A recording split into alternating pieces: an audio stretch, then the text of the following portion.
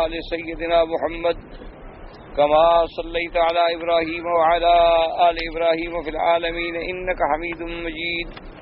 قال الله تبارك وتعالى في كلامه المجيد: أعوذ بالله من الشيطان الرجيم. بسم الله الرحمن الرحيم. الرجال قوامون على النساء بما فضل الله بعضهم على بعض وبما أنفقوا من أموالهم. الصالحات قانتات حافظات للغيب بما حفظ الله. واللاتي تخافون نشوزهن فإذوهن واهجروهن في المضاجع واضربوهن فإن أطعنكم فلا تبغوا عليهن سبيلا إن الله كان عليا كبيرا. وإن خفتم شقاق بينهما فابعثوا حكما من أهله وحكما من أهلها إن يريدا إصلاحا يوفق الله بينهما إن الله كان عليما خبيرا. سورۃ النساء کی ان آیات مبارکہ میں اللہ تبارک و تعالی نے مردوں کا عورتوں سے افضل ہونا بیان فرمایا ہے. جیسا کہ الحمدللہ اب سابقہ آیات میں سورۃ النساء کے اول سے لے کر تمام احکامات جو تھے وہ عورتوں کے متعلق تھے. عورتوں کے احکامات کے بعد پھر اللہ تبارک و تعالیٰ نے ارشاد فرمایا تھا کہ ایک دوسرے کا مال جو ہے وہ دھوکے سے فریب سے نہ کھاؤ. اگر تم ایک دوسرے کا مال فائدہ اٹھانا چاہتے ہو تو تجارت سے رضامندی سے فائدہ اٹھاؤ، لیکن دھوکے سے، فریب سے، جوئے سے، سٹے سے، قمار سے، مختلف جتنے باطل طریقے ہیں ان سے کھانے کو اللہ پاک نے منع فرما دیا. چونکہ یہ حکم بھی اسی ضمن میں آیا تھا کہ لوگ لڑکیوں کے حصے کھا جاتے تھے، لوگ عورتوں کو بھی گویا کہ ایک مال متروکہ سمجھ لیتے تھے اور اس پہ قبضہ کر لیتے تھے، ان کی حق المہر کھا لیتے تھے. تو اسی ضمن میں اللہ تبارک و تعالی نے یہ ارشاد بھی فرمایا کہ مسلمان کو یہ اجازت نہیں ہے کہ کسی دوسرے شخص کا مال جو ہے وہ کسی باطل طریقے سے، کسی غلط طریقے سے کھائے. اور اسی میں یہ اشارہ بھی تھا کہ اللہ نے جو مال کسی کو دیا ہے وہ اللہ کی نعمت ہے. جیسے دوسرے کا مال حرام طریقے سے کھانا ناجائز ہے، اپنے مال کو بھی حرام کھانا ناجائز. کیا مانا؟ کوئی اپنی دولت کو سگریٹ میں جلا رہا ہے، کوئی اپنی دولت کو نشے میں پھونک رہا ہے، کوئی اپنی دولت کو نعوذ باللہ غلط کاموں میں صرف کر رہا ہے، تو یہ بھی حرام کھانا ہے کہ اپنے حلال مال کو حرام میں لگا رہا ہے. تو یہ بھی منع.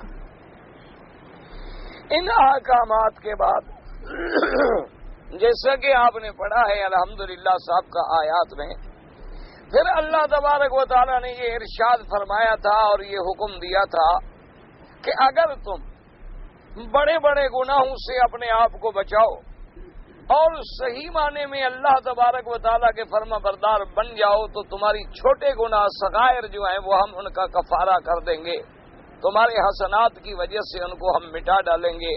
اللہ بڑے غفور ہیں، بڑے رحیم ہیں. اور پھر تمام احادیث کا خلاصہ یہ نکلا تھا کہ کبائر گناہ وہ ہوتے ہیں، یاد رکھیں، ہر وہ گناہ کبیرہ ہے. ویسے تو گناہ ہے، اللہ کی نافرمانی جو ہے وہ نافرمانی ہے. اگر کوئی آگ کی چنگاری چھوٹی ہو وہ بھی آگ ہے، اور اگر کوئی بڑا انگارہ ہے تو وہ بھی آگ ہے. اگر ایک محدود جگہ پر آپ آگ جلائیں تو وہ بھی آگ کہلاتی ہے، اور اگر ایک بہت بڑا الاؤ روشن کریں وہ بھی آگ کہلاتی ہے. گناہ تو بہرحال گناہ ہے، چونکہ گناہ کا معنی ہی یہ ہوتا ہے کہ اللہ اور اللہ کے رسول صلی اللہ علیہ وسلم کی نافرمانی. تو اللہ کی نافرمانی یا حضور صلی اللہ علیہ وسلم کی نافرمانی جو ہے وہ بڑی انسان کے لیے باعث ہلاکت ہے. لیکن جیسے دنیا کے امراض میں بیماریاں جو ہیں ان کے بھی اقسام ہوتے ہیں کہ بعض بیماریاں ایسی ہیں جن کو آدمی بہت چھوٹا اور خفیف سمجھتا ہے، اور بعض بیماریاں ایسی ہوتی ہیں جن کا علاج ہی دنیا میں پید نہیں ہوا، جیسے برس ہے، جذام ہے، یا آج کل اللہ معاف فرمائے کینسر ہے، ایڈز ہے. ایسی بیماریاں ہیں کہ جن کا کوئی توڑ ہی نہیں، بس آدمی کو لگی تو گویا وہ قبر کے لیے تیاری اس نے شروع کر دی. اسی طرح گناہوں میں بھی بعض ایسے گناہ ہیں جو آدمی کو ہلاک و برباد کر دیتے ہیں، اور ان گناہوں کا تعداد جو ہے وہ تو سینکڑوں سے بھی زیادہ ہے. لیکن سب سے بڑے گناہ جو حضور پاک صلی اللہ علیہ وسلم نے ارشاد فرمائے ہیں وہ تقریباً 70 کے قریب بنتے ہیں، جنہیں علماء نے باقاعدہ مفصل کتابیں لکھی ہیں. جیسے ایک بہت بڑی معروف کتاب ہے الزواجر، اس کے اندر انہوں نے ساری تفصیل بیان فرمائی ہے. بہرحال ان اہم زواجر میں، اہم کبائر میں کیا ہے؟ سب سے پہلا کبیرہ کیا ہے؟ الاشراک باللہ، کہ اللہ کی ذات کے ساتھ کسی کو شریک کرنا. اگر خدا نہ کرے آدمی نے اللہ کی ذات کے ساتھ یا اللہ کے صفات میں بھی، یہ بات یاد رکھیں کہ جیسے ذات میں شریک کرنا جو ہے شرک ہے، ایسے اللہ کی صفات میں بھی شریک کرنا جو ہے وہ شرک ہے. کیا مانا؟ علم الغیب اللہ کی صفت ہے. اگر آدمی کسی اور کو، انبیاء کو، ملک کو، ولی کو، بزرگ کو عالم الغیب سمجھے تو یہ بھی شرک ہے. اسی طرح ہر جگہ حاضر ناظر ہونا جو ہے یہ اللہ کی صفت ہے کہ اللہ تبارک و تعالیٰ اپنے علم محیط سے کائنات کے ذرے ذرے کو ان کے علم نے احاطہ کیا ہے. تو اگر یہ سمجھے کسی دوسرے کے بارے میں عقیدہ رکھے کہ انبیاء علیہم السلام بھی ہر جگہ حاضر ہیں یا ہر جگہ موجود ہیں تو یہ بھی شرک ہے. اسی طریقے سے یاد رکھیں کہ صفات میں جیسے شریک کرنا شرک ہے، ایسے اللہ کی عبادت میں شریک کرنا، یعنی جتنے کام عبادت والے ہیں خالص عبادت اللہ کی ہے. اسی لیے قرآن مقدس میں ہم روزانہ پڑھتے ہیں کہ ایاک نعبد و ایاک نستعین، تیری ہی عبادت کرتے ہیں اور تجھ ہی سے مدد مانگتے ہیں. تو اب یہ آدمی بالکل خود سمجھ لے کہ نماز عبادت ہے. تو جب نماز عبادت ہے تو اس کی جمیع ارکان، شروط، واجبات، کیفیات سب عبادت ہے. رکوع بھی عبادت ہے، سجود بھی عبادت ہے. اسی طرح پکارنا، ندا کرنا جو ہے یہ بھی عبادت ہے. اسی طرح نظر نیاز دینا جو ہے یہ بھی عبادت ہے. اسی طرح قربانی کا جانور اللہ کے نام پہ ذبح کرنا یہ بھی عبادت ہے. تو اگر اس عبادت میں بھی کسی غیر کو شریک کرے تو یہ بھی شرک ہے. تو سب سے پہلا گناہ جو ہے آدمی کو برباد کر دینے والا وہ شرک ہے. اسی لیے ہمیشہ یاد رکھیں کہ بعض اوقات عام طور پر لوگوں کے ذہن میں یہ ہوتا ہے کہ جی ہم کرتے تو اللہ کے نام پہ ہیں، ہم سب کچھ جو ہے وہ اللہ کے نام پہ کرتے ہیں، لیکن بزرگ کا نام تو ہم ویسے لے رہے ہیں. اگر مثلا ہم 11ویں شریف کا دودھ تقسیم کرتے ہیں، اللہ کے نام پہ خیرات ہے، پیرانے پیر کے نام سے تو ایک نسبت ہے. اسی طرح اگر ہم نے کوئی مزار پہ جا کے دمبا ذبح کیا ہے تو باقاعدہ ہم نے بسم اللہ اللہ اکبر پڑھی ہے، اللہ کے نام پہ ہم نے ذبح کیا ہے، تو یہ ایک غلط فہمی ہے اور ایک دھوکہ ہے. اس کی وجہ یاد رکھے کہ یہ ہے کہ اگر یہ خیرات اللہ کے نام پہ ہے تو پھر 11ویں کی پابندی کا کیا معنی؟ اللہ نے حکم دیا ہے کہ 11ویں کرو اور 12ویں کی رات کو نہیں کرنا ہے یا 13ویں کی رات کو نہیں کرنا ہے. اگر 11ویں کرو گے تو ثواب دوں گا پیرانے پیر کو، اور 12ویں کو کرو گے تو میں بالکل ثواب نہیں دوں گا. تو اس کا مطلب ہے کہ جب ہم اس 11ویں کی تخصیص کر رہے ہیں تو اللہ کا محض بہانہ ہے، اصل پیر کے نام پہ خیرات ہے.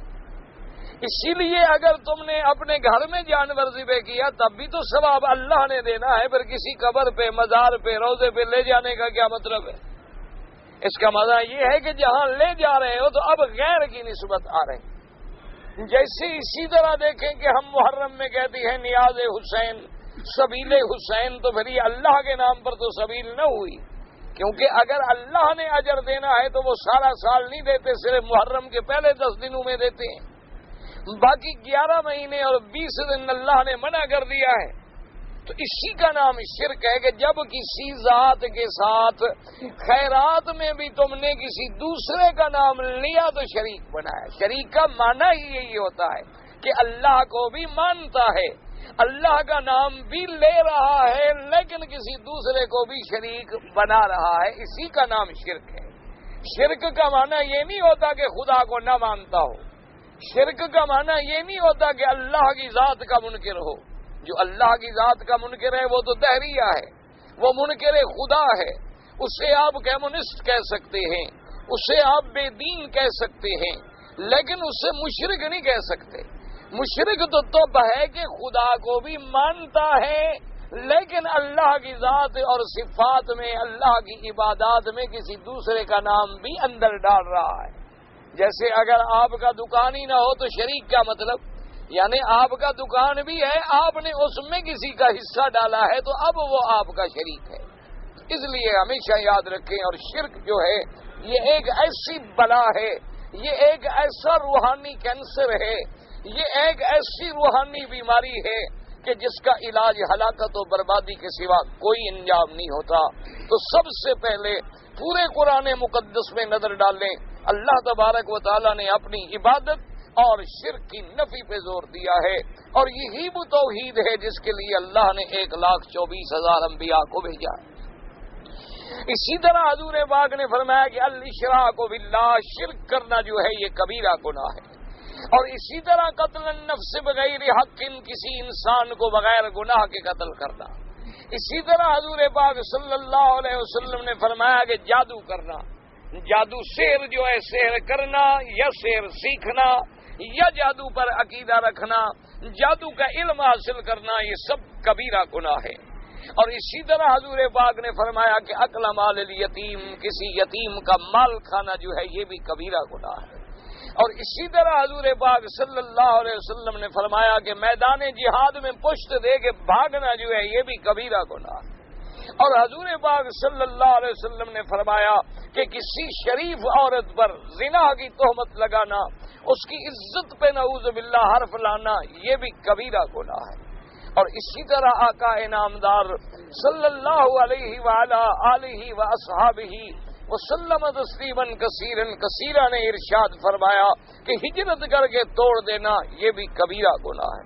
اور اسی طرح صحابہ کو گالیاں دینا، صحابہ کے بارے میں برائی کی ارادہ رکھنا، یہ بھی کبائر میں آتا ہے اور آدمی کے ہلاک کر دینے کا ذریعہ ہے۔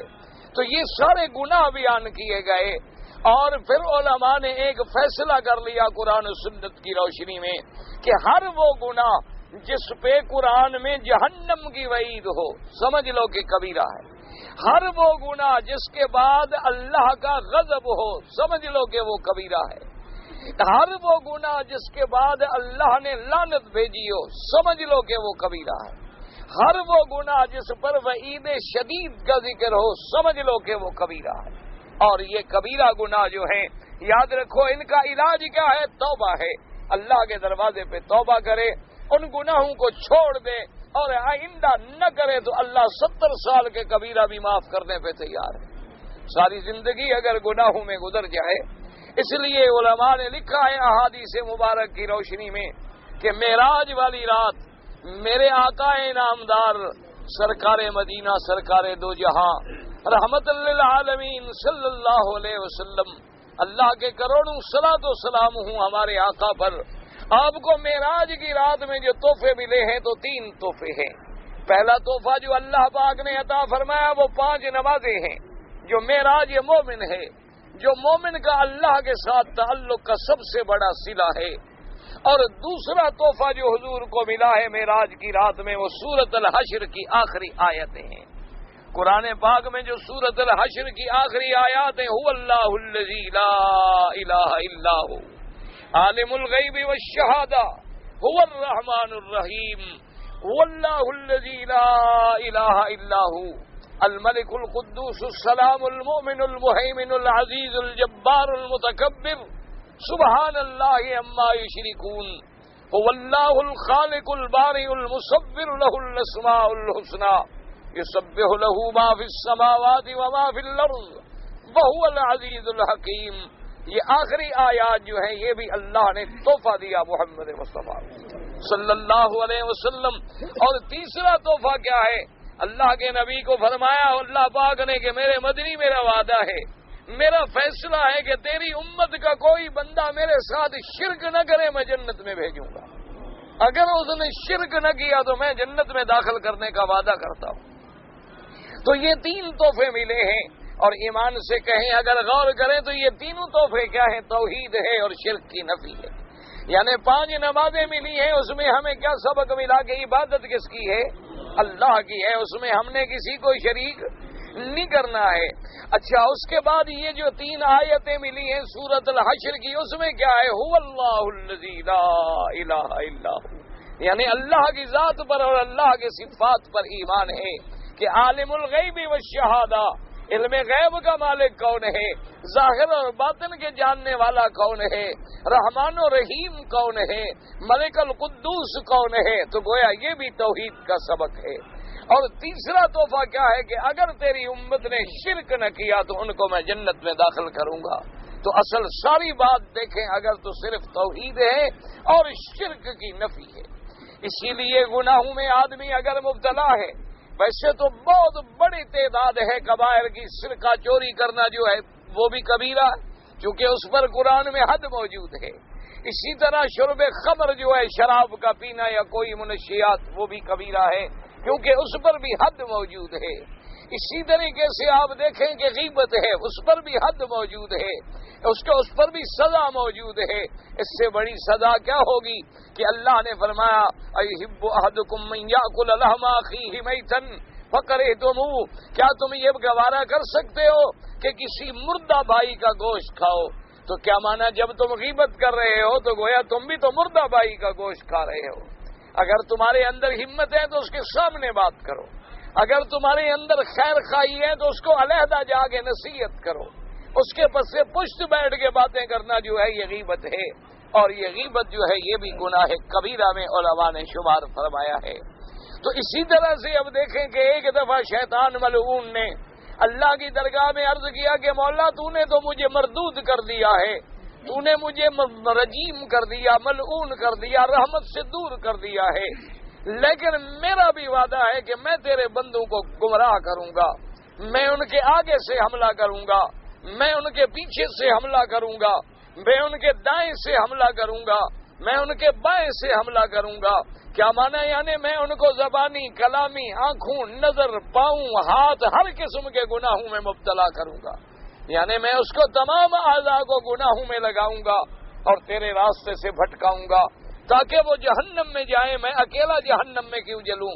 تو اللہ نے فرمایا کہ اے ملعون وعزتی وجلالی، مجھے بھی اپنی عزت و جلال کی قسم ہے، جب تک بندہ توبہ کرتا رہے گا میں بھی معاف کرتا رہوں گا، جب تک بندہ میرے دروازے پہ توبہ کرے گا میں بھی اس کے گناہ معاف کر دوں گا۔ اس لیے یاد رکھیں، توبہ کا دروازہ بند نہیں ہوا، جب آدمی کو موت آتی ہے اور غرغرہ لگ جاتا ہے پھر توبہ کا وقت ختم ہو جاتا ہے، یا سورج مشرق کے بجائے مغرب سے نکل آئے تو توبہ کا دروازہ بند ہو جائے گا۔ اس لیے آدمی اللہ کی رحمت سے مایوس ہونا جو ہے یہ بھی کبیرہ گناہ ہے۔ الیأس عن روح اللہ والقنوط من رحمت اللہ، یہ بھی کبیرہ گناہوں میں ہے۔ تو لہذا اگر کوئی آدمی، اچھا اگر آپ کبیرہ گناہوں میں مبتلا ہیں، توبہ کر لی، آپ نے توبہ پھر توڑ ڈالی ہے، تو بزرگ کہتے ہیں 1000 بار اگر توبہ شکستی بازا، اگر تم 1000 دفعہ بھی توبہ توڑ چکے ہو لیکن اللہ کی رحمت کا دروازہ تو بند نہیں ہوا، تم پھر توبہ کرو اور اللہ کے دروازے پہ آ جاؤ۔ تو اللہ تبارک و تعالیٰ نے ان آیات میں ہمیں حکم دیا کہ کبائر سے بچیں اور چھوٹے جو گناہ ہیں ان سے بھی بچیں، لیکن اگر تم سے چھوٹے گناہ ہو جاتے ہیں تو اس کا کفارہ جو ہے اللہ عبادت کے ذریعے کر دیتے ہیں۔ کیا مانا؟ جب آپ وضو کے لیے ہاتھ دھوتے ہیں تو ہاتھوں کے گناہ گر جاتے ہیں، جب آپ چہرہ دھوتے ہیں تو چہرے کے گناہ گر جاتے ہیں، جب آپ مسجد کی طرف چلتے ہیں تو ہر قدم پر آپ کے گناہ گر جاتے ہیں۔ اور اللہ کی رحمت کا اندازہ کریں کہ اگر بازار میں گزرتے ہوئے، یعنی کسی بازار میں آپ جا رہے ہیں اور سچے دل سے آپ نے پڑھ لیا لا الہ الا اللہ وحدہ لا شریک لہ لہ الملک ولہ الحمد یحیی و یمیت وہو علی کل شیء قدیر، تو بعض روایات میں آتا ہے کہ اللہ اس کے 10,000 گناہ معاف کر دیتے۔ تو اب آپ اندازہ کریں کوئی بندہ ایسا بدبخت تو نہیں ہوگا کہ دن میں 10,000 گناہ کرتا ہو۔ تو اللہ نے ہمارے لیے تو رحمت کے دریا بہا دیے ہیں۔ اس لیے حضور پاک صلی اللہ علیہ وسلم نے فرمایا کہ میرے صحابہ کسی کے گھر کے سامنے دریا بہ رہا ہو اور وہ صبح و شام اس میں غسل کرتا ہو، وضو کرتا ہو، نہاتا ہو، اس کے بدن پہ کوئی میل رہ جائے گی صحابہ نے عرض کیا حضور کیسے میل رہ سکتی ہے جب دریا بھی دروازے پہ ہے اور وہ غسل بھی کر رہا ہے؟ تو اس لیے حضور پاک صلی اللہ علیہ وسلم نے فرمایا اللہ نے بھی اپنے بندوں کے لیے ایسی عبادات رکھی ہے کہ نیند سے اٹھے گا تو صبح کی نماز کی تیاری ہے، اس کے بعد کام میں لگ گیا تو پھر ظہر کی نماز آ گئی، ظہر کے بعد تھوڑا کھانا وانا کھا کے آرام کیا، غفلت ہوئی تو پھر عصر کی نماز آ گئی، عصر کے بعد کام کیا، دن ختم ہونے لگا تو پھر مغرب کی نماز آ گئی، مغرب کا نماز کے بعد آدمی نے کچھ کام کیا کچھ کیا، پھر عشاء کی نماز آ گئی، پھر سونے کے وقت میں حکم ہے کہ آپ آیت الکرسی پڑھ لیں، سونے کے وقت میں حکم ہے کہ آپ آیت فاتحہ پڑھ لیں، اب آخری کل جو ہے قل هو اللہ احد قل اعوذ برب الفلق قل اعوذ برب الناس پڑھ لیں۔ مقصد کیا ہے کہ میرے بندے سے اگر اس دوران میں کوئی غلطی ہوئی ہے تو ساتھ ساتھ دھلتی چلی جائے، ساتھ ساتھ معافیاں ملتی چلی جائیں۔ اللہ تبارک و تعالی اپنے بندوں کے لیے رحمت کے دریا بہا رہے ہیں، لیکن صرف شرط یہ ہے کہ ہم رحمت لینے والے بھی تو بنے۔ اب آپ دیکھیں نا کہ زور سے بارش برس رہی ہو اور آپ یہ گلاس اوندا کر کے کھڑے ہو جائیں تو اس میں کتنی پانی جائے گا؟ اگر آپ گلاس سیدھا کریں گے تب ہی اس میں پانی آئے گا، اور آنے کے بعد اگر آپ نے نہ سنبھالا تو پھر نکل جائے گا۔ اسی طرح اللہ کی رحمت کے تو دریا بہ رہے ہیں کہ آپ ایک طواف کریں تو 1,00,000 لکھا جائے، آپ ایک نماز پڑھیں تو 1,00,000 لکھا جائے، آپ ایک دفعہ گڑ گڑا کے دعا مانگیں یعنی گناہوں میں آپ ڈوب جائیں لیکن پھر اللہ کے دروازے پہ گر جائیں، اللہ فرماتے ہیں میرے بندے میری صفت جو ستار و غفار ہے، اگر تو گناہ نہ کرتا تو میں کس کو معاف کرتا؟ میں نے بھی تو اپنی شان کریمی اور شان رحیمی کا اظہار کرنا ہے۔ اس لیے حضور پاک نے فرمایا کہ ہم سب خطا کار ہیں، فرمایا کلنا خطاؤن وخیر الخطائین التوابون، لیکن سب سے بہتر وہ ہیں جو اللہ کے دروازے پہ گر جاتے ہیں اور توبہ کرتے ہیں۔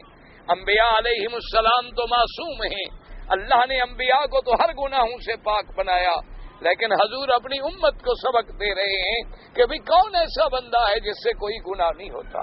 ٹھیک ہے ایک آدمی شراب نہیں پیتا، ایک آدمی زنا نہیں کرتا لیکن جھوٹ بولتا ہے، ایک آدمی زنا بھی نہیں کرتا جھوٹ بھی نہیں بولتا لوگوں کی غیبت کرتا ہے، ایک آدمی لوگوں کو گالیاں دیتا ہے فحش کلام کرتا ہے، کوئی آدمی تول میں ناپ میں کمی بیشی کرتا ہے، کوئی آدمی نعوذ باللہ رشوت کے معاملوں میں دلال اور ایجنٹ بنا ہوا ہے، تو یہ بھی تو سب گناہ ہیں آدمی کو برباد کر دینے والے۔ ان آیات کے بعد پھر اللہ نے حکم دیا کہ وَلَا تَتَمَنَّوْا مَا فَضَّلَ اللَّهُ بِهِ بَعْضَكُمْ عَلَى بَعْضٍ، اللہ نے فرمایا خبردار ایک کو دوسرے پر جو میں نے فضیلت دی ہے اس میں کوئی حسد نہ کرو، ایسی تمنا نہ کرو جو تمہارے بس میں نہیں ہے۔ اس میں ہمیں سبق ملا کہ ہم گناہ کیوں کرتے ہیں کہ جب ہم دیکھتے ہیں کہ اس آدمی کے پاس محل ہے، اس کے دروازے پہ گاڑیاں ہیں اور ڈرائیور اور نوکروں کی لائن لگی ہوئی ہے اور ہے بھی جاہل آدمی، تو ہمارے دل میں ایک حسد پیدا ہوتا ہے کہ بھئی اس سے چھن جائے اور مجھے مل جائے، اس کے لیے پھر آدمی قتل کرتا ہے، اس کے لیے آدمی پھر چوری کرتا ہے، اس کے لیے آدمی پھر ڈاکے ڈالتا ہے، اس کے لیے آدمی پھر منشیات کے دھندے کرتا ہے، اس کے لیے آدمی پھر اسمگلنگ کے راستے نکالتا ہے کہ میں راتوں رات امیر بن جاؤں تاکہ میں اس بندے کا مقابلہ کر سکوں۔ تو اگر آپ اللہ کے فیصلے پہ راضی ہوں تو یہ جرم کرنے کی ضرورت ہی نہ آئے۔ لہذا اللہ نے فرمایا یہ جو میری تقسیم ہے اس میں میری حکمتیں ہیں، اور میری نعمتیں دو قسم کی ہوتی ہیں، ایک وہبی ہے اور ایک کسبی ہے۔ ایک وہ نعمت ہے جو میں نے خود کسی بندے کو عطا کی ہے، کیا مانا میں نے کسی کو خوبصورت بنایا ہے کسی کو بدصورت بنایا ہے، میں نے کسی کو گورا بنایا ہے کسی کو کالا بنایا ہے، میں نے کسی کو بڑی اعلیٰ پیاری درد والی آواز دی ہے اور کسی کی آواز اتنی خراب ہے کہ سن کے بھی آدمی ڈر جاتا ہے، اور میں نے کسی کو مرد بنایا ہے کسی کو عورت بنایا ہے، میں نے کسی کو غنی بنایا ہے کسی کو فقیر بنایا ہے، میں نے کسی کو قوی بنایا ہے کسی کو ضعیف بنایا ہے۔ تو یہ میرا نظام ہے۔ میں نے رات پیدا کی تو رات کو یہ حق نہیں کہے کہ جی مجھے رات کیوں بنا دیا، اگر میں نے دن میں روشنی پیدا کی تو دن کو یہ حق نہیں کہ چلو جی مجھے رات کیوں نہیں بنا دیا، میں نے اگر سورج بنایا تو یہ مطالبہ نہیں کر سکتا کہ جی مجھے چاند کیوں نہیں بنا دیا، چاند کو یہ حق نہیں کہ مطالبہ کرے کہ مجھے سورج کیوں نہیں بنا دیا۔ تو جب یہ سارا نظام میرے حکم پہ چل رہا ہے تو تم بھی میرے حکم پہ راضی رہو، میرے اس نظام میں حکمتیں ہیں۔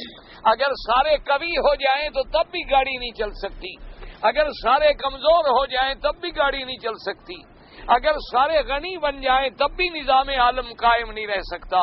لیکن اللہ نے ایک نظام رکھا ہے کہ سرمایہ دار ہے، اس کے پاس دولت ہے، لیکن اس کو غریب مزدور کی ضرورت ہے، اور مزدور کے پاس طاقت ہے، اس کو سرمایہ کی ضرورت ہے، اس نے اس کا محتاج کر دیا ہے۔ اب آپ دیکھیں $1 بلین کا مالک ہو، گاڑی چلانا نہ جانتا ہو تو ایک ڈرائیور کا محتاج ہے، جب تک ڈرائیور نہ آئے تو صاحب کھڑے ہوئے ہیں، جھاڑو دینے والے کا محتاج ہے، گھر میں صفائی کرنے والے کا محتاج ہے، اپنے کچن میں کوک کا محتاج ہے، اگر کھانے پکانے والا نہ ہو تو بیٹھا ہوا ہے، کہاں سے کھانا کھائے گا؟ اس لیے اللہ کا ایک نظام ہے، اگر ساری دنیا میں کمزور ہوں تو پھر بھی گاڑی نہیں چلے گی، تو کوئی قوی ہے اس کی قوت کا فائدہ اٹھایا جاتا ہے، کوئی کمزور ہے اس کی کمزوری کسی کے کام آتی ہے، تو اللہ نے فرمایا تم یہ حسرت نہ کیا کرو۔ اسی طرح جیسے بعض عورتوں کے دماغ میں یہ خیال آیا کہ مرد تو جہاد کرتے ہیں، ہم عورتیں جہاد نہیں کرتی، تو جب ہم جہاد نہیں کرتی تو ہم شہادت سے محروم ہو گئیں، ہمیں اتنے بڑے ثواب سے محروم کر دیا گیا۔ یا اسی طرح بعض عورتوں کے ذہن میں خیال آیا کہ اللہ نے مردوں کو 2 حصے دیے ہیں اور عورتوں کو آدھا دیا ہے، تو ہمیں میراث بھی کم ملی اور ہمیں ثواب بھی کم ملا۔ پھر ایک مرد جو ہے وہ پورا مہینہ عبادت کرتا ہے اور ہم حیض کے ایام میں عبادت بھی نہیں کر سکتی، ایک مرد جو ہے وہ پورا سال عبادت کرتا ہے لیکن ہم نفاس اور ولادت کے ایام میں بھی عبادت نہیں کر سکتی، تو لہذا ایسا کیوں ہے؟ تو اللہ نے فرمایا کہ یہ میری وہ بھی نعمتیں ہیں، ٹھیک ہے میں نے تمہیں عورت بنایا ہے کہ تم شہید کا مقام نہیں پا سکتی، لیکن شہید کی ماں تو بن سکتی ہو، تم شہید کی بہن اور بیٹی اور بیوی تو کہلا سکتی ہو۔ اگر ساری دنیا ہی شہید ہو جائے تو پھر نظام توالد و تناسل کیسے برقرار رہے گا؟ اگر میں نے تمہیں میراث میں آدھا دیا ہے تو تمہاری ذمہ داری بھی تو میں نے آدھی رکھی ہے کہ جب تک تم گھر میں ہو تو تمہارے خرچ کا، رہائش کا، تمہارے کپڑے کا تمہارا باپ ذمہ دار ہے، اور شادی کے بعد تمہاری ذمہ داری خامند کے ذمہ ہے، اور مرد نے تو اپنی پہلے والدین کی ذمہ داری بھی اٹھانی ہے، پھر بیوی بچوں کی ذمہ داری بھی اٹھانی ہے۔ تو میرے جو فیصلے ہیں وہ عدل ہیں، انصاف ہیں، میں نے کسی کو مرد بنایا ہے تو میری حکمتیں ہیں، میں نے کسی کو عورت بنایا ہے تو میری حکمتیں ہیں۔ اللہ نے اس نظام کو چلانا ہے، اور یہ بھی یاد رکھیں کہ جو جس کے قابل ہے وہی مقام اس کو اللہ نے دیا ہے۔ کیا معنی؟ یوں سمجھیں کہ ایک مقناطیس کا ٹکڑا ہوتا ہے، اگر آپ اس کے سامنے سونے، چاندی، لوہے کی تاریں رکھ دیں اور مقناطیس کا ٹکڑا قریب لائیں تو مقناطیس لوہے کو پکڑتا ہے لیکن سونے اور چاندی کو بھی نہیں پکڑتا، حالانکہ سونا اور چاندی تو زیادہ قیمتی چیز ہے، لیکن اس مقناطیس میں جو کشش ہے وہ لوہے کو پہچانتی ہے۔ تو ایک ٹکڑا ہے، ایک پتھر کا ٹکڑا ہے، ایک لوہے کا ٹکڑا ہے، اس میں اگر اللہ نے ایسا امتیاز رکھ دیا ہے تو جو ساری کائنات کا خالق ہے وہ بھی سمجھتا ہے کہ اس کو مجھے کیا بنانا ہے، اس کو مجھے غنی بنانا ہے یا غریب بنانا ہے، اس کو مجھے زیادہ بہتر بنانا ہے یا کم بہتر بنانا ہے۔ تو اللہ نے فرمایا یہ میرے فیصلے ہیں، تمہارا کام یہ ہے کہ اللہ کا فضل مانگو۔ باقی کسبی جتنی عبادات ہیں اللہ نے فرمایا ہم کسی کا ثواب ضائع نہیں کرتے، اگر مرد عبادت کرے گا ثواب دیں گے، عورت عبادت کرے گی تو ثواب دیں گے۔ یہ نہیں ہو سکتا کہ تم نماز پڑھو تمہیں تو پورا ثواب ملے اور عورت کو پورا نہ ملے، تم طواف کرو تمہیں تو پورا ثواب ملے اور عورت کو پورا ثواب نہ ملے۔ حج ہے، نماز ہے، روزہ ہے، عبادت ہے، جنت ہے، سب چیزیں جو ہیں مردوں کو بھی ملیں گی اور عورتوں کو بھی ملیں گی۔ اور اس کے بعد حکم آیا تھا وَلِكُلٍّ جَعَلْنَا مَوَالِيَ، ہم نے ہر انسان کے لیے اس کے ورثہ مقرر کر دیے ہیں اور اس کی میراث کی تقسیم ہم نے مقرر کر دی ہے۔ تو جب ہم نے خود حصے مقرر کر دیے ہیں تو میرے حصے مقرر کرنے پر تمہیں اعتراض کا کوئی حق نہیں، چونکہ تمہیں بنانے والے نے حصہ بنایا ہے، تمہارا جو خالق ہے، رازق ہے، رزاق ہے، علیم ہے، خبیر ہے، اس نے جو حصے تقسیم کیے ہیں جس کے علم میں کبھی غلطی نہیں ہو سکتی اور جو بھولنے سے بھی پاک ہے، جو خطا کرنے سے بھی پاک ہے۔ تیرے تو کمپیوٹر بھی بھولیں تو پھر بلینز کی غلطیاں آتی ہیں، اللہ تو غلطیوں سے پاک ہیں، اللہ تو نسیان سے پاک ہیں۔ اس لیے فرمایا کہ ہم نے سارے فیصلے کر دیے ہیں۔ اور اس کے بعد اگر زمانہ جاہلیت میں تم نے کسی سے کوئی عقد کیا تھا، تم نے کوئی قسم کھائی تھی، تم نے کوئی معاہدہ کیا تھا اور وہ معاہدہ شریعت کے خلاف نہیں ہے تو پورا کر دو، لیکن اگر شریعت کے خلاف ہے، جیسے کہ زمانہ جاہلیت میں لوگ دوستی میں آ کر اپنی تعلقات میں آ کے کہتے تھے کہ دیکھو بھائی تم اور ہم بھائی ہیں، اگر میں مر گیا تم میرے وارث بنو گے، اور اگر تم مر گئے تو میں تمہارا وارث بنوں گا۔ اسلام نے کہا اب یہ باتیں نہیں ہوں گی، کیونکہ اب ہم نے میراث کے خود فیصلے کر دیے۔ ان سارے احکامات کے بعد اب جو آیات ہم نے تلاوت کی ہے، فرمایا الرجال قوامون علی النساء بما فضل اللہ بعضهم علی بعض وبما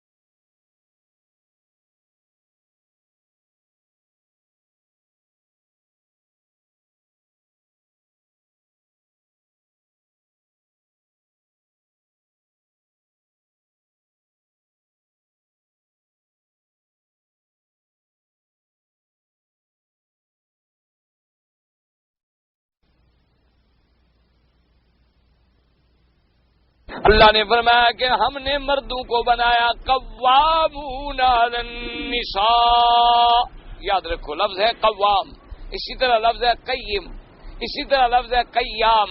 اس سب لفظوں کا معنی کیا ہوتا ہے؟ سنبھالنے والا، تھامنے والا، حفاظت کرنے والا، نگرانی کرنے والا، ذمہ داریاں سنبھالنے والا۔ عام لفظوں میں کر دیا جاتا ہے حاکم، کہ ہم نے مردوں کو عورتوں کا حاکم بنایا ہے۔ اور حاکم اس لیے نہیں بنایا کہ محکوم پہ ظلم کرے نا، وہ اللہ پاک ہمیں پہلے فرما چکے ہیں وَعَاشِرُوهُنَّ بِالْمَعْرُوفِ، اللہ نے فرمایا خبردار عورتوں کے ساتھ بھلائی کے ساتھ گزران کرو۔ اور اسی طرح اللہ نے فرما دیا کہ تم کوئی مال بغیر کسی رضامندی کے تجارت کے بھی ایک دوسرے کو نقصان نہیں پہنچا سکتے۔ اور ایک تیسری آیت میں فرمایا انترازن، کہ عورت کی رضامندی و تشاور، عورت کا مشورہ، تو یعنی ایسا حاکم نہیں کہ جو دوسرے محکوم پہ ظلم کرے۔ حاکم کا تو معنی کیا ہوتا ہے؟ نگران۔ حاکم کا معنی کیا ہوتا ہے؟ اپنے محکوم کی حفاظت کرنے والا۔ حاکم کا معنی کیا ہوتا ہے؟ اپنے محکوم کا رکھوالا۔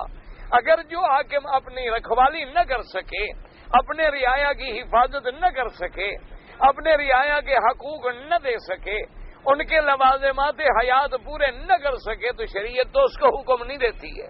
اس لیے فرمایا الرجال قوامون علی النساء، ہم نے مردوں کو حاکم بنایا عورتوں پر، ایسے نہیں بما فضل اللہ بعضهم علی بعض۔ ایک تو ان کو حاکم بنانے کی وجہ کیا ہے کہ ہم نے ایک کو دوسرے پہ فضیلت دی، کہ مرد کو ہم نے افضل قرار دیا ہے۔ اور یاد رکھو ویسے بھی اصول ہے کہ کوئی ملک، کوئی کاروبار، کوئی فیکٹری، کوئی جماعت اس وقت تک نہیں چل سکتی جب تک آپ کسی ایک کو بڑا نہیں بنائیں گے، کیونکہ جب تک کسی کا حکم ہی نہ چلے، ہر آدمی اپنی مرضی پہ کام کرے، ہر آدمی جو ہے اپنے منشے پہ کام کرے۔ اب دیکھیں نا جی، ایک گاڑی میں 2 ڈرائیور بیٹھ جائیں تو گاڑی چل سکتی ہے؟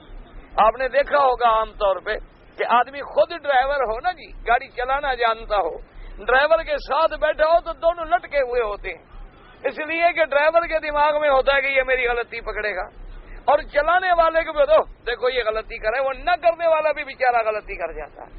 تو جب 2 ڈرائیور، حالانکہ وہ اپنی سیٹ پہ بیٹھا ہے، وہ اپنی سیٹ پہ بیٹھا ہے، اگر دونوں کو سٹیئرنگ پکڑوا دو، ایک ادھر چلائے ایک ادھر چلائے، تو کیا خیال ہے گاڑی پہنچ جائے گی سلامتی سے؟ تو اگر ایک چھوٹی سی گاڑی جو ہے 2 آدمیوں کے کنٹرول میں نہیں چلتی، کسی ایک کو آپ کو ڈرائیور ماننا پڑے گا، تو پورے گھر کا نظام کیسے چلے کہ عورت بھی حاکم بن جائے، مرد بھی حاکم بن جائے، پھر یہ دونوں ٹکرا جائیں اور اس کے بعد باقی گھر کا کباڑا ہو جائے گا۔ آپ دیکھ لیں کہ جس گھروں میں لڑائیاں ہوتی ہیں، عورت نہیں مانتی شوہر کی اور شوہر نہیں مانتا عورت کی، وہ گھر دنیا میں جہنم بن گئے۔ تو لازمی بات ہے حضور نے تو اتنا حکم دیا ہے کہ اگر سفر کرو، اگر یہاں سے مدینہ منورہ جا رہے ہو، اپنے ملک میں جا رہے ہو، 3-4 ساتھی ہو تو ایک کو امیر بنا لو، تاکہ تم اس کے حکم پہ چلو، اس کے کہنے پہ چلو، اور امیر کو کیا حکم ہے کہ وہ اپنے ساتھیوں کو سنبھالے، ان کی ضروریات کا خیال رکھے، نماز کے اوقات میں نمازوں کا خیال رکھے، کھانے کے اوقات میں کھانے کا خیال رکھے، کیونکہ جو آدمی مخدوم بنتا ہے اصل میں تو وہ خادم ہوتا ہے۔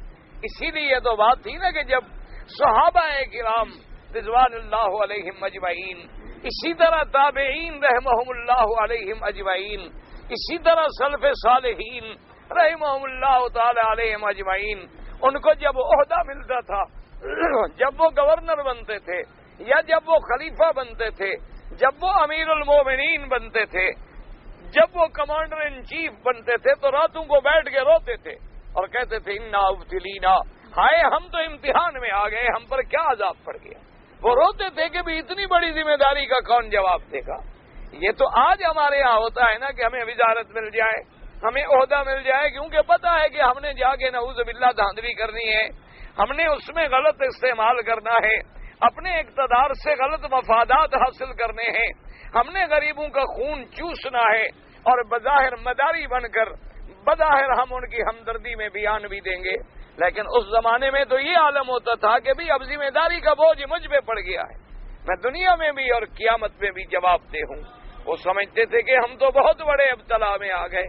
اسی لیے آپ نے دیکھا نہیں کہ امام ابو حنیفہ رحمت اللہ علیہ کو جب بادشاہ نے کہا کہ آپ کو ہم پورے ملک میں سب سے بڑا چیف جسٹس بناتے ہیں، تو آپ نے فرمایا کہ میں قبول نہیں کر سکتا۔ بادشاہ نے اصرار کیا کہ جی آپ مہربانی کریں، آپ یہ عہدہ لے لیں قضا کا کہ آپ پورے ملک کے چیف جسٹس بن جائیں۔ فرمایا بھائی میں قبول نہیں کر سکتا۔ اس کے بعد اس نے پھر اصرار کیا، فرمایا میں اس عہدے کے اہل نہیں ہوں۔ تو بادشاہ کو غصہ آ گیا، اس نے کہا تم جھوٹ بولتے ہو، تم اگر اس عہدے کے قابل نہیں ہو تو پھر اور کون اس عہدے کے قابل ہے؟ تو آپ نے فرمایا جب تم کہہ رہے ہو کہ میں جھوٹ بولتا ہوں تو جھوٹا آدمی بھی کبھی قاضی بن سکتا ہے؟ جب تم نے مجھے کہہ دیا کہ جھوٹ بولتے ہو، تو جب میں جھوٹ بول رہا ہوں تو جھوٹے بندے کو اتنا بڑا عہدہ دینے کا کیا معنی ہے؟ تو ان کو غصہ آ گیا، جیل بھیج دیا۔ انہوں نے کہا مجھے جیل میں مر جانا منظور ہے لیکن میں عہدہ نہیں لیتا، خدا جانے دو کا فیصلہ کروں، کسی کے حق میں غلط ہو جائے اور کسی کی وجہ سے قیامت میں پکڑا جاؤں۔ آخر میں بھی تو انسان ہوں نا، جب فیصلہ کروں گا تو فیصلے میں بھی تو غلطی ہو سکتی ہے، میری فہم میں بھی غلطی ہو سکتی ہے، میری سمجھ میں بھی غلطی ہو سکتی ہے، اور میں قیامت میں کیوں پکڑا جاؤں؟ اسی طرح دیکھیں کہ حضرت عمر بن عبدالعزیز، اور اسی طرح دیکھیں سیدنا امیر المومنین عمر بن الخطاب رضی اللہ تعالی عنہ فرماتے تھے کہ اللہ نے مجھے 10 سال کے لیے خلیفۃ المسلمین بنایا، خلیفہ راشد بنایا، خلیفہ رسول اکرم بنایا صلی اللہ علیہ وسلم۔ فرماتے تھے کہ میں تو اس بات پہ بھی راضی ہوں کہ اللہ مجھے ثواب بھی نہ دے اور پکڑے بھی نہ تو میں راضی ہوں، یعنی مجھے کچھ ملے بھی نہ لیکن پکڑا بھی نہ جاؤں تو میں راضی ہوں کہ برابر سرابر چھوٹ جاؤں۔ اگر سیدنا عمر رضی اللہ تعالی عنہ کا یہ عالم ہے، اسی لیے دراصل آج لوگوں کا دماغ خراب ہوتا ہے، جی مرد کو عورت کا حاکم بنا دیا، مرد کو حاکم بنا، ایک لفظ سن کے عورتیں بھی بدک جاتی ہیں۔ اس کی وجہ یہ ہے کہ جو عورتیں اللہ معاف کرے جن کی راتیں کلب میں گزرتی ہوں، جن کی شامیں پب میں گزرتی ہوں، اور جو بازاروں میں پھر کے نعوذ باللہ اپنی عزت و عصمتوں کو بازاروں میں نیلام کرتی ہوں، ان کے لیے تو یہ لفظ بھی قابل قبول نہیں ہے، ان کے لیے تو یہ لفظ بھی گوارا نہیں ہے نا کہ بھئی مرد حاکم بن جائے، ہم کوئی مرد کے محکوم ہیں، ہم کوئی اس کے ملازم ہیں۔ حالانکہ یہ لفظ ہے، اس کا معنی یہ ہے کہ اللہ نے اس گھر کی ذمہ داری کا انچارج، اس گھر کو سنبھالنے والا، اس گھر کی حفاظت کرنے والا، اس گھر کی نگرانی کرنے والا جو ہے مرد کو بنایا ہے۔ اور پھر اللہ نے فرمایا ہم نے ایک کو دوسرے پہ فضیلت بھی دی ہے کہ جو قوت ہم نے مرد میں رکھی ہے وہ عورت میں نہیں رکھی۔ آپ دیکھیں نا جی، عورت بہت بڑی بہادر بھی بنتی ہو، ایک بچھو دیکھ لینا تو وہاں سے بھاگے گی، فوراً بلائے گی اس کو بلاؤ، اس کو بلائے گی، اب تم خود آگے جاؤ، اب تم جا کے ذرا مقابلہ کرو، کہے گی نہیں بلاؤ، وہاں فلاں کہاں گیا، وہ کہاں گیا، نوکر کہاں گئے، کیا ہو گیا؟ جی بچھو ہے، بچھو ہے، بچھو ہے۔ ایک یعنی آپ دیکھ لیں، کوئی ایک چھوٹی سی چیونٹی دیکھ لے، کوئی ایک کیڑا بھی دیکھ لے تو سارے گھر کو طوفان بنا دے گی۔ جو اللہ نے فرمایا لیکن اس کے مقابلے پہ مرد شیروں سے ٹکرا جاتا ہے، سانپوں سے ٹکرا جاتا ہے اور گھر کی حفاظت کے لیے چوروں سے، ڈاکوں سے، قاتلوں سے ٹکرا جاتا ہے۔ اللہ نے اس کے اندر ذمہ داریاں رکھی ہیں۔ اور اسی طرح اعضاء کے اعتبار سے بھی آج تو دنیا میں جدید سائنس جو ہے وہ یہ اعتراف کرتی ہے کہ دونوں کے دماغ کے وزن میں بھی فرق ہے، دونوں کے دل کے اندر بھی فرق ہے، دونوں کے اعضاء کے اندر بھی فرق ہے، دونوں کی قوت مدافعت کے اندر بھی فرق ہے۔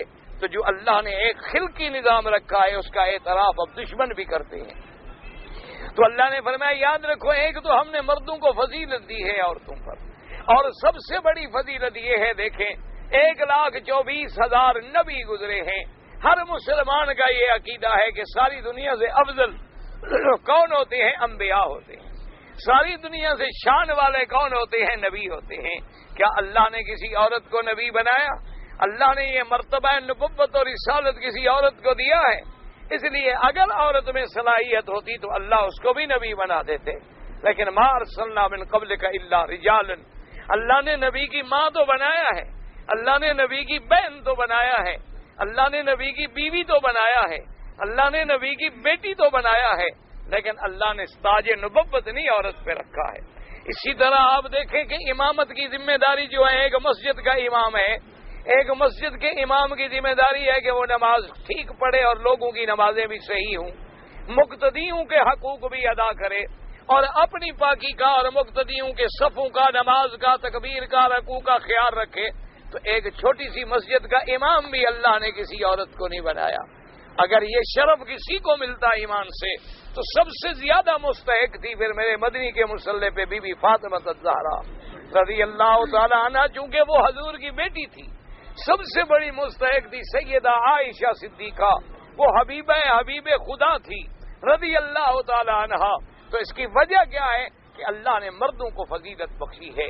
اگر انبیاء افضل ہیں تو ہر بندے کو پھر یہ ماننا پڑے گا کہ مرد افضل ہے۔ اللہ نے مرد کو فضیلت بخشی ہے۔ اللہ تبارک و تعالیٰ کی حکمتیں ہیں، کیونکہ انبیاء کی دعوت تبلیغ کا کام ہوتا ہے، دنیا کو دعوت دینے کا کام ہوتا ہے، دشمنوں سے تقابل کا کام ہوتا ہے۔ یہ کام عورت نہیں سر انجام دے سکتی ہے، کیونکہ عورت کو اگر کہیں بھی آپ بھیجیں سب سے پہلے تو اس کی اپنی عزت کا خطرہ ہے، سب سے پہلے تو اس کی عزت کی حفاظت کی ضرورت ہے۔ اس لیے اللہ تبارک و تعالیٰ نے فرمایا، ایک تو یہ ہے کہ بما فضل اللہ بعضهم علی بعض، کہ ہم نے ان کو جو افضلیت دی ہے اس لیے ہم نے مرد کو حاکم بنایا ہے کہ مرد کے اندر بے اعتبار عقل کے، مرد کے اندر بے اعتبار جسمانی، مرد کے اندر بے اعتبار روحانی، مرد کے اندر بے اعتبار ظاہری، مرد کے اندر بے اعتبار باطنی، ہم نے وہ خصوصیات رکھی ہیں جو عورت میں نہیں رکھی گئی ہیں، کیونکہ ایک نظام ہے اللہ نے، اسی لیے جیسے میں نے عرض کیا تھا۔ لیکن یاد رکھو اس فضیلت کی وجہ سے کسی کو ناراض ہونے کی ضرورت نہیں۔ اب دیکھیں نا جی، اللہ نے آپ کا سر میں دماغ رکھا ہے، اسی طرح دل رکھا ہے۔ صاف بات ہے کہ آپ کا سر جو ہے وہ ہاتھ سے افضل ہے، لیکن اس کا معنی یہ تو نہیں کہ ہاتھ کو کاٹ کے پھینک دو جو کوئی افضل نہیں ہے۔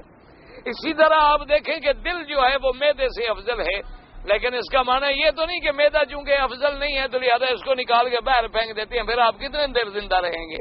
تو اللہ نے تمہارے اپنے اعضاء میں بھی تو کسی کو اعلیٰ بنایا ہے، کسی کو ادنا بنایا ہے، کسی کو اللہ نے زیادہ قیمتی بنایا ہے، کسی کو اللہ نے کم قیمتی بنایا ہے۔ اب دیکھو، اگر ہاتھ کٹ جائے تو بندہ زندہ رہ سکتا ہے، ٹانگ کٹ جائے تو بندہ زندہ رہ سکتا ہے، گردے نکل جائیں تو بندہ زندہ رہ سکتا ہے، لیکن اگر دل نکال دو تو بندہ زندہ نہیں رہ سکتا، اگر گردن کاٹ دو تو بندہ زندہ نہیں رہ سکتا۔ تو جب تیرے ہاتھ میں 5 انگلیاں برابر نہیں ہیں تو یا تم برابر کرو گے یا کاٹ کے پھینک دو گے۔ اگر یہاں تم قبول کر رہے ہو تو یہ بھی اللہ کے فیصلے قبول کرو کہ مرد افضل ہے عورت سے۔ اللہ تبارک و تعالیٰ نے مرد کو ایک افضلیت عطا فرمائی ہے اور اسی کے اندر اس کی حکمتیں ہیں۔ اب ہمیں کوئی یہ کہے کہ اسی پر ہم بحث کرنی شروع کر دیں کہ جی یہ انگلی چھوٹی کیوں ہے اور یہ بڑی کیوں ہے، اسی پہ بحثیں شروع کر دیں تو نتیجہ کیا نکلے گا؟ ماننا پڑے گا آخر میں آ کے کہ اللہ کا جو فیصلہ ہے اسی میں اس کے فیصلے کے اندر عدالت ہے اور حکم ہے اور بہتری۔ اور دوسرا اللہ نے فرمایا کہ دوسری فضیلت کی وجہ کیا ہے؟ وَبِمَا أَنفَقُوا مِنْ أَمْوَالِهِمْ، اور اللہ نے فرمایا ایک تو فضیلت وہ ہے جو ہم نے واجبی طور پہ مرد میں رکھی ہے عورت میں نہیں، اور دوسری فضیلت یہ ہے کہ ہم نے اور مردوں کو ذمہ دار بنایا ہے کہ اپنے مال جو ہے عورتوں پہ خرچ کریں. کیا مانا؟ نکاح کریں گے، حق المہر ادا کریں گے، اس کا کھانا پینا، کپڑا، لباس، رہائش، نفقہ، سب کی ذمہ داری اللہ نے مرد پہ رکھی ہے، عورت پہ نہیں رکھی ہے. یہ تو ہماری سوچی ہے کہ جی آج ہم اس ایسے معاشرے میں زندہ ہیں کہ جب تک دونوں نہ کمائیں اس وقت تک گزارا نہیں ہو سکتا. لیکن آپ ذرا ان لوگوں سے بھی پوچھیں کہ جن کے گھر میں عورتیں کماتی ہیں حال کیا ہے. ان عورتوں سے بھی پوچھیں. پہلے تو سب کو خیال ہوتا ہے نا کہ جی مرد دفتر جاتا ہے تو میں کیوں نہ دفتر جاؤں، مرد اگر نوکری کر سکتا ہے تو میں بھی نوکری کر سکتی ہوں. لیکن نوکری کرنے والی خواتین سے ذرا پوچھیں، ٹھنڈے دل سے ذرا پوچھیں، اور اس کے مقابلے پہ ان خواتین کو دیکھیں کہ جن کو اللہ نے عزت دی ہے، اپنے گھر میں ملکہ بن کے بیٹھی ہے، سارے کام خاوند نمٹا رہا ہے، ساری ذمہ داریاں خاوند اٹھا رہا ہے، اور اس نے اپنے گھر کو سکون بنایا ہوا ہے، جنت بنایا ہوا ہے کہ داخلی نظام عورت کے سپرد ہے، خارجی نظام مرد کے سپرد ہے. تو دونوں کا الحمدللہ ایک ایسا اللہ نے جوڑ بنایا ہے کہ جس کا کوئی توڑ نہیں ہو سکتا. اور جس معاشرے میں اللہ پاک رحمت فرمائے، اب آپ دیکھ لیں، یعنی روزانہ کی اخباریں پڑھ لیں کہ ہاسٹلوں میں کیا ہو رہا ہے، روزانہ کی اخباریں پڑھ لیں کہ جہاں لڑکیاں رہتی ہیں وہاں کیا کیا وارداتیں ہو رہی ہیں. روزانہ کے آپ پڑھ لیں کہ جن جن دفتروں کے اندر سیکٹری عورتیں رکھی ہوئی ہیں وہاں کے کیا حالات ہیں اور معاشرہ کس نہج پہ جا رہا ہے. جس دن سے اللہ کو ہم نے ناراض کیا ہے، اللہ کے احکام کی ہم نے مخالفت کی ہے، ہر جگہ ہم پر ذلت و ادبار و نکبت کے سائے پڑ رہے ہیں. اب اس کی کوئی مثال دے کے دیکھو جی، بعض کافر ملکوں میں عورتیں کام کرتی ہیں تو وہ ترقی عورتوں کی وجہ سے نہیں ہے. یہ آپ کو غلط فہمی ہے کہ اس لیے وہ ترقی پر ہیں کہ چونکہ عورتیں کام کرتی ہیں، لہذا اگر ہماری عورتیں کام کریں گی تو ہم بھی ترقی پہ چلے جائیں گے. اگر عورت کے کام کرنے سے ترقی ملتی تو ہمارے دیہاتوں میں تو سب سے زیادہ عورت کام کرتی ہے، سب سے زیادہ محنت تو عورت کرتی ہے. وہ اپنے خاوند کے ساتھ بیچاری کاشت میں شریک ہے، جانوروں کی رکھوالی میں شریک ہے، خاوند کی روٹی پہنچانے میں شریک ہے، کپاس چننے میں شریک ہے، چاولوں کی بجائی کرنے میں شریک ہے، تمام کام میں برابر کام کر رہی ہے. لیکن سب سے زیادہ غریب وہ ہے، سب سے زیادہ غریب ہاری ہے، سب سے زیادہ غریب مزارع ہے، سب سے زیادہ غریب کسان ہے اور دیہاتی ہے. اگر عورت کے کام کرنے سے ترقی ملتی تو ہمارے مقابلے پر تو وہ غریب زیادہ امیر ہوتے کہ وہ تو دونوں گھر والے کام کر رہے ہیں. حتیٰ کہ گھر میں عورت بیٹھی ہے، کوئی رسی بٹ رہی ہے، گھر میں عورت بیٹھے ہوئے بھی بیچاری کام کر رہی ہے، کبھی جانوروں کو چارہ ڈال رہی ہے، کبھی گھاس ڈال رہی ہے، پھر سارے گھر کی صفائی بھی کر رہی ہے، پھر چکی پہ بیٹھے ہوئے آٹا بھی پیس رہی ہے. اتنی محنت کرنے کے بعد ان کو تو ایک وقت کی روٹی نہیں ملتی. تو یہ فلسفہ کیسے صحیح ہو سکتا ہے کہ عورتیں اگر کام کریں گی تو ہم ترقی کریں گے؟ بلکہ ہمیشہ یہ بات یاد رکھیں کہ ہماری ترقی کا راز جو ہے وہ اللہ کے احکام پر چلنے میں ہے. کل ہی میں اخبار میں ایک رپورٹ پڑھ رہا تھا تو ایک بڑے ماہر اقتصادیات نے لکھا، اس نے لکھا کہ آپ کے ملک نے جب تک سود کے قرضے نہیں لیے اس وقت تک آپ کے ملک کی مالی حالت مستحکم تھی، اور آپ کی کرنسی کا یہ عالم تھا کہ آپ کا 100 ریال کے برابر تھا. ایک وہ بھی دور تھا جب 110 ریال اور 120 ریال کے برابر تھا. وجہ کیا تھی کہ اس وقت تک آپ نے غیر ملکی اور باہر کے سودی قرضے نہیں دیے تھے. لیکن جب آپ پاؤں پہ کھڑے ہونے لگے تو اب یہود و ہنود نے سازش کی، اب ہندو بنیے نے سازش کی، اب یہودی دشمن نے سازش کی کہ یہ مسلمانوں کا ملک ہے اور یہ اسلام کے نام پہ مارد وجود میں آیا ہے اور یہ اپنے پیروں پہ کھڑا ہو رہا ہے، اس کو اپنے قرضے کے جنگل میں جکڑو. تو انہوں نے پھر ہمیں قرضے دینے شروع کیے. جب ہمیں قرضہ ملا ہے اس کے بعد سود لگنا شروع ہوا. پھر ایسا ایسا سود کی جو شرح تھی وہ 3%، 4%. آج بھی ساری دنیا میں جا کے دیکھ لیں، آج بڑے بڑے جتنے کافروں کے ملک ہیں وہاں جا کے دیکھ لیں 5%، 7% سے زیادہ سود کی شرح نہیں ہوتی. لیکن ہم لوگوں کو مجبور کیا گیا کہ 26%، 28%، 30%. اس کے نتیجے کیا نکلے کہ ہر سال سود کی وجہ سے قرضے بڑھتے چلے گئے، ادھر ہم مالی طور پہ کمزور ہوتے چلے گئے اور کرنسی کی ویلیو کم ہوتی چلی گئی. تو ہر لحاظ سے اب دیکھیں، آپ نے اگر کسی کا 1 لاکھ ریال دینا ہے اور 1 روپیہ جو ہے 1 3 کے برابر ہے تو گویا آپ کو پہلے 3 لاکھ دینا تھا.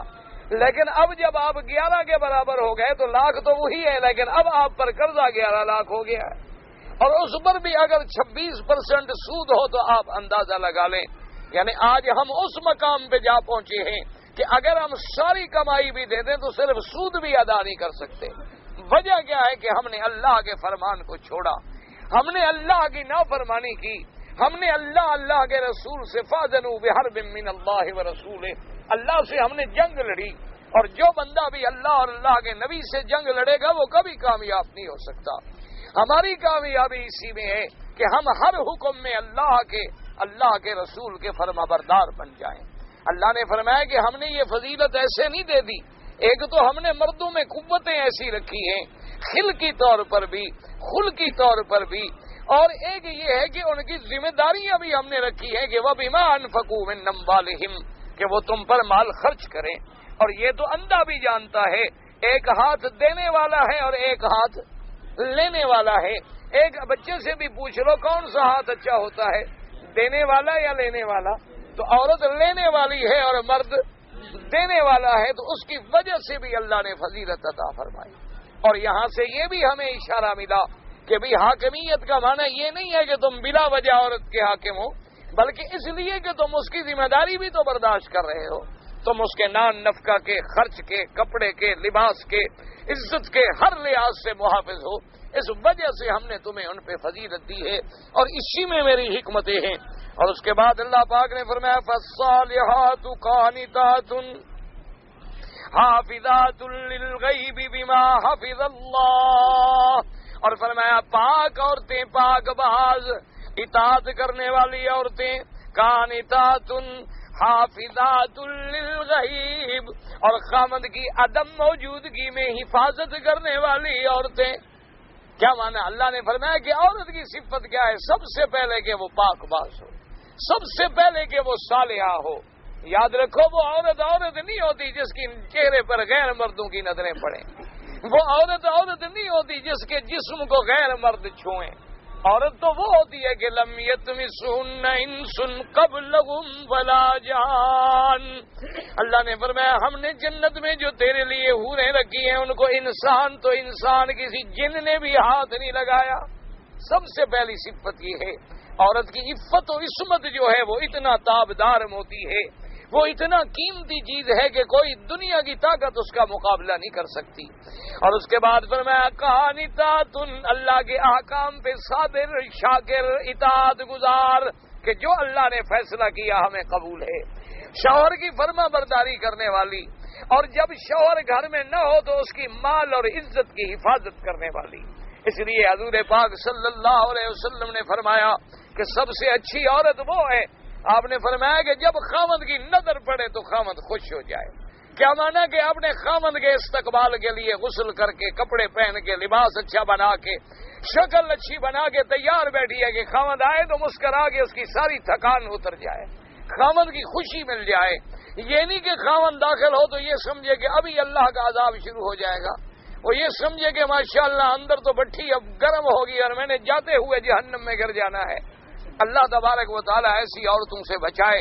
اللہ کے نبی نے پناہ مانگی ہے، حضور نے فرمایا کہ یا اللہ مجھے اس عورت سے بچانا جو مجھے جوانی سے پہلے بوڑھا کر دے، کیونکہ جب ہر وقت آدمی کو صدمہ ہو، یا ہر وقت عورت جو ہے صرف اپنی جنسی خواہشات کے پیچھے پڑی ہوئی ہو، تو اس کا انجام کیا نکلتا ہے کہ آدمی جلدی بوڑھا ہو کے ختم ہو جاتا ہے۔ اس لیے فرمایا حضور نے کہ جب خامد کی نظر پڑے تو خوش ہو جائے، اور اس کے بعد اذا امرها اطاعت ہو، جب خامد حکم دے تو وہ فرما برداری کرے، وہ اطاعت کرے۔ اور فرمایا اذا غبطانا حفظت ہو، اور جب خامد غائب ہو جائے تو اس کی جان، مال، عزت، مال، بچے سب کی حفاظت کرے۔ فرمایا یہ عورت ہے جس کو عورت کہا جائے گا۔ اور اسی طرح ایک حدیث میں آتا ہے، میرے آقا کی حدیث مبارک ہے کہ جس عورت پہ خامد راضی ہے، خامد کی فرما بردار ہے، اپنی عزت و عصمت کی حفاظت کرنے والی ہے، اللہ دریا کے مچھلیوں کو حکم دیتے ہیں، اللہ جنگلوں میں جانوروں کو حکم دیتے ہیں، اللہ اڑتے ہوئے پرندوں کو حکم دیتی ہے کہ اس عورت کے لیے مجھ سے مغفرت مانگو، تاکہ اس عورت کے درجات جو ہیں وہ بلند ہو جائیں۔ اور اللہ نے فرمایا کہ عزت کی حفاظت، خامد کی حفاظت، گھر کی حفاظت آسان کام نہیں، فرمایا بما حفظ اللہ وہ اللہ کی مدد سے حفاظت کرنے والی بنے گی، کیونکہ اگر اللہ نہ بچائے تو عورت کیسے بچ سکتی ہے؟ اگر اللہ اسے ایسی توفیق نہ دے تو عورت کیسے حفاظت کر سکتی ہے؟ تو اللہ تبارک و تعالی نے اس میں مردوں کی افضلیت کا بھی ذکر کیا، لیکن عورتوں کی صلاحیتوں کا بھی ذکر کیا۔ اور یہ بات بھی یاد رکھا کریں کہ یہ مجموعی جنس سے فیصلہ ہوتا ہے، یعنی جنس مردوں کی جو ہے وہ عورتوں کی جنس سے افضل ہے۔ کبھی کبھی ایسا بھی ہوتا ہے کہ ایک عورت ایسی بھی پیدا ہوتی ہے جو عالمہ ہوتی ہے، محدثہ مفسرہ ہوتی ہے، وہ مرد سے بھی افضل ہو جاتی ہے، وہ علم میں بھی بڑھ جاتی ہے، وہ تقوی میں بھی بڑھ جاتی ہے، وہ پرہیزگاری میں بھی بڑھ جاتی ہے۔ وہ قرآن، کتنی عورتیں ہیں جنہوں نے حدیث لکھی، کتنی عورتیں ہیں جنہوں نے حدیثوں کی شرحیں لکھی، کتنی عورتیں ہیں جنہوں نے قرآن کی تفسیریں لکھی، اور خاوند جو ہے کچھ نہ لکھ سکے۔ تو یہ انفرادی معاملہ نہیں، اللہ کے سامنے تو پورا عالم ہے کہ پوری مخلوقات جن سے رجال جو ہے وہ جن سے نساء سے افضل ہے۔ اگر استثنائیات پیدا ہو جائے، اچھا اسی طرح بعض بندے ایسے ہوتے ہیں تو مرد لیکن بالکل احمق ہے تو مرد لیکن بالکل عقل سے کوڑا ہے تو مرد لیکن بالکل نکما ہے، گھر کی عورت ہی اسے چلاتی رہتی ہے بیچاری۔ تو یہ انفرادیات ہیں، استثنائیات ہیں۔ دیکھنا پڑتا ہے فیصلے کا کہ ساری مخلوق کے اندر مرد افضل ہے، عورت سے اللہ نے اس کو فضیلت بخشی ہے۔ اللہ آپ کو اور مجھے بھی اپنے حکم پہ چلنے کی توفیق دے۔ ایک مولوی نے فتویٰ دیا ہے کہ جب کوئی مر جائے تو میت کے ساتھ قرآن شریف کو ساتھ دفن کریں، کیونکہ قرآن دفن ہوگا تو عذاب سے بچ۔ بہتر تو ہے اس مولوی کو ساتھ دفن کریں، تاکہ جب فرشتے آئے تو مولوی لڑتا چھڑتا رہے گا، کھاتا جو رہا ہے ساری زندگی حلوے، اندر جا کے کچھ تو ہی مدد کرے۔ اور پھر مولوی قرآن پڑھا ہوا ہے، قرآن بھی تو گویا اندر ہے نا۔ یہ سب بدعات ہیں، اس کا اللہ کے رسول کے احکام سے کوئی تعلق نہیں، یہ سب ڈھکوسلے ہیں۔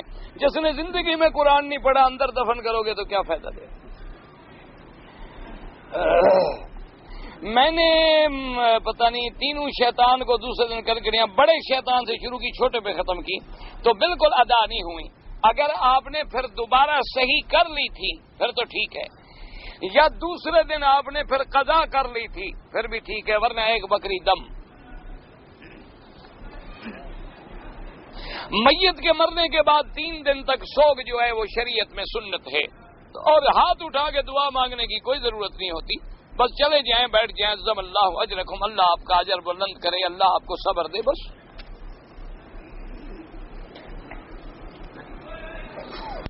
ہمارے ایک دوست نے عمرہ کیا ہے ماشاءاللہ، انہوں نے سب سے پہلے تو سر پہ اس طرح پھروا لیا، پھر گئے احرام باندھ کے آئے، طواف کیا، صفا مروا کیا، گھر چلے گئے۔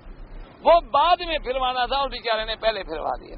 اب ایک بکری دم پڑ گئی تاکہ آئندہ غلطی نہیں کرے گا، مسئلہ بھی یاد رہے گا انشاءاللہ۔ جی ہمارے گجرات میں حضور پاک کا ناخن مبارک اور بال مبارک ہے، بھئی مجھے کیا پتا، اللہ عالم صحیح ہے غلط ہے، یہ تو آپ وہاں تحقیق کریں کہ اس کی کوئی سند ہے، کوئی ثبوت ہے، کوئی دلائل ہیں، ورنہ ہم کیسے کہہ سکتے ہیں خدا جانے صحیح ہو، کیونکہ حضور نے صحابہ میں ناخن مبارک تقسیم کیے، ہو سکتا ہے کہیں پہنچ جائے، لیکن ہم یہ بھی نہیں کہہ سکتے کہ غلط ہے، نہ کہہ سکتے ہیں کہ صحیح ہے، یہ تو آپ مقامی لوگ علماء سے پوچھیں۔ محمد الرسول اللہ، محمد اللہ کے رسول ہیں، بالکل ہیں، اس کا معنی یہ تو نہیں کہ یہاں بیٹھے ہیں، یہ کہاں لکھا ہوا ہے؟ اللہ کے رسول ہیں کیا معنی؟ یعنی آپ کی رسالت اب ہے، اب اور کوئی رسول نہیں۔ یہ معنی نہیں کہ حضور یہاں موجود بیٹھے ہیں کا معنی یہ کہ میں کہوں جی میرے والد ہیں، کیا معنی ہو گیا؟ یہاں بیٹھے، یہ معنی کہاں سے آپ نے سیکھ لیا ہے؟ آپ کس چیز سے توڑتا ہے؟ تم نے توڑنا ہے کیا؟ جس سے نماز ٹوٹتی ہے، وضو ٹوٹ گیا، طواف ٹوٹ گیا، حیض آ گیا، طواف ٹوٹ گیا۔ طواف کے درمیان فرض نماز آ جائے، پہلے فرض نماز پڑھیں، نماز پڑھنے کے بعد جتنا چکر باقی ہے پورا کریں۔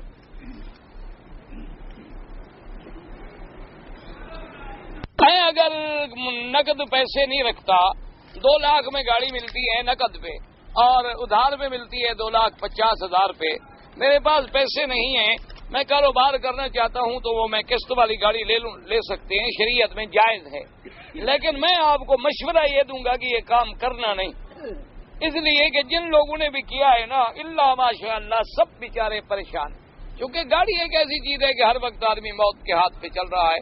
خدا نہ خاصا ٹکرا گئی تو کہاں سے تم قسطیں ادا کرو گے؟ اس چکر میں نہ پڑو، اس سے بہتر ہے کہ کوئی تھوڑا کر لو.